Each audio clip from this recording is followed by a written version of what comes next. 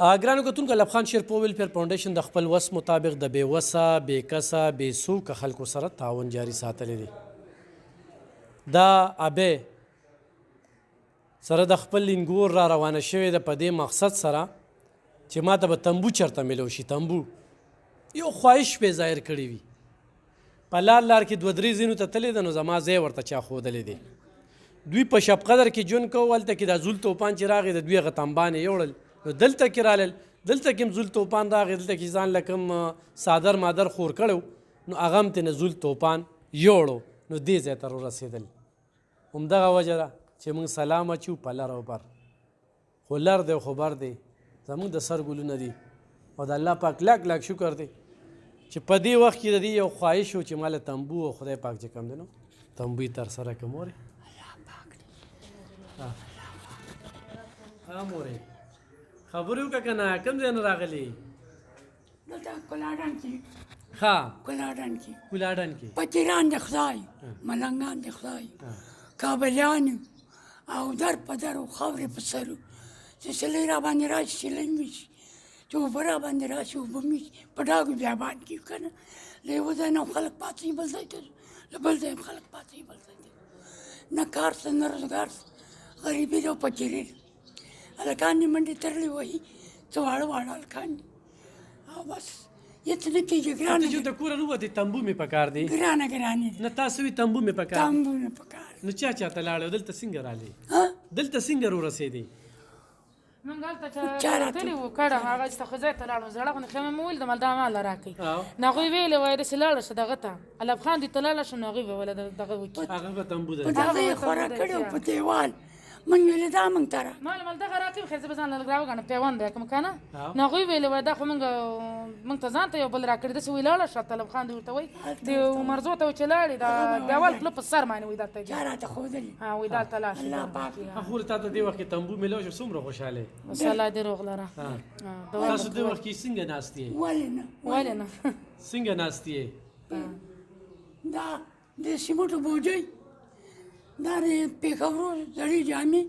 دا راخلو تپو او درو سوری کوو په دې رس وګوره دې باندې هېڅ نه کوي. نو تا ته موږ ته دومره امداد وکړو الله پاک دې تا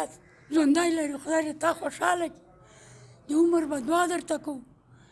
او موږ هم ملنګان دې خدای صحیح ها خورې ته خوشحاله ولې نه الله دې وبخ ولې ګرانو کتونکو دا د ټیلپیره طرف نه دغه تنبو چې کم دی دا به د ځان سره یوسي. ښه صحیح ده. الله دې عمر درکړي الله دې خوشحاله ده. امین امین. ګرانو کتونکو ما ته خلک وایي چې الله دې باچا که ډېر خلک راته وایي خلک د پسې خبرې کوي دغه پوړو کې د مالګې برابر دي و چې دا کم خلک دعاګانې کوي نو دوی سره څه وکړم؟ دا کم خلک چې ما ته دعاګانې کوي د دوی سره څه وکړم؟ نو دا په هغې باندې ډېر زیات دي او دا په یو امید باندې را روانه شوې چې زه به ایلاب خان شیرپور دفتر کې خلکو ته اوړه میلاویږي کپړې میلاویږي په دې ټایم کې تنبو څه کوي؟ نو دا ډاکټر محمد شفیق صاحب ما له په سیلاب کې چې کوم تنبان را کړو د دې پکې یو قسمت و او دغه دی دا به پکې دا تنبو مې اوسي نو دا د الله پاک لاک لاک شکر دی چې د یو بوډۍ مور دغه